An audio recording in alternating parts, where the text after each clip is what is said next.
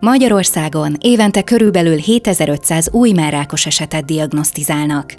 És bár gyakori tévhit, hogy a mellrák az idősebb nők betegsége, valójában egyre több fiatal nőnél fordul elő. Ráadásul a fiatalabbak körében egyre gyakoribb a betegség agresszív és gyors lefolyású, tripla negatív altípusa. Magyarországon minden negyedik 40 év alatti érintett nő ezzel szembesül. A tripla negatív mellrák nem reagál a hormonkezelésre és a HER2 célzott terápiákra. Jó hír, hogy az elmúlt években új terápiás lehetőségek váltak elérhetővé a tripla negatív daganatok kezelésében. A műtét előtti úgynevezett szisztémás gyógyszeres kezelések ma már hatékonyan javíthatják a gyógyulás esélyeit. Ezért fontos, hogy a betegséget időben felismerjék. Vannak tényezők, amelyek növelhetik a mellrák kialakulásának kockázatát.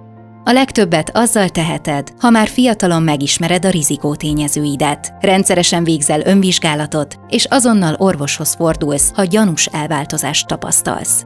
Az időben felfedezett mellrák altípustól függetlenül jól kezelhető, és akár teljesen meggyógyítható.